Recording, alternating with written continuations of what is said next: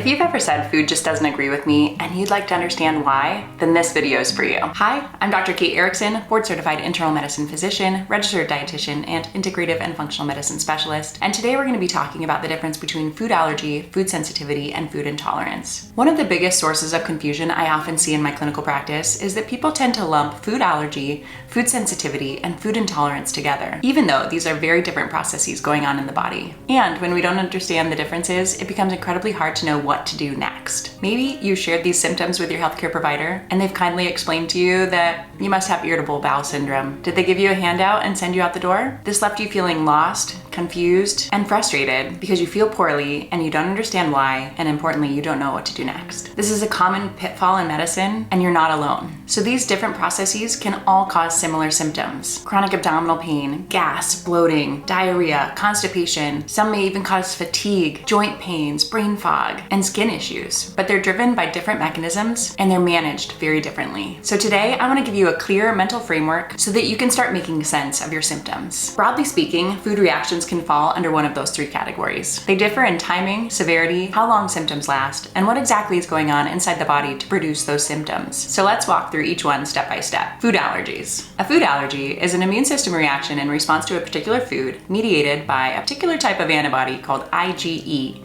These are typically antibodies released from mast cells and involve histamine. These reactions typically occur within minutes after ingesting a particular food. Classically, this is the child with a peanut allergy or the shellfish allergy, where even a tiny amount of food can produce severe and possibly life-threatening reactions. Typical symptoms might include tongue swelling, lip swelling, difficulty breathing, wheezing, tightness in the chest, hives, and even anaphylaxis. True food allergies occur every time a person ingests that particular food. And as I said, these can be life-threatening. This is not something for you to manage or experiment with on your own. This needs to be managed by a licensed medical professional. Food sensitivities. Food sensitivities are different. These are non-IgE mediated food reactions. They often involve two different types of antibodies, IgG and IgA. These are typically delayed reactions, often 24 to 72 hours after eating a particular food. And that delay is one of the reasons why it becomes incredibly challenging to identify which foods you're sensitive to. It can take up to 3 days before you have a reaction to the food. Even with the best of symptom trackers, this can be incredibly difficult to discern which foods are causing problems for you. Common symptoms of food sensitivities from IgG or IgA can be abdominal symptoms like pain, gas, bloating, diarrhea, or constipation, but symptoms can also be extra-intestinal, meaning outside of the intestines, and include fatigue, brain fog, skin rashes, joint pains, muscle pains, even hay fever-like symptoms or itchy, watery eyes and runny nose. Food sensitivities can also be tricky because symptoms tend to wax and wane, making it even harder to see the connection. Importantly,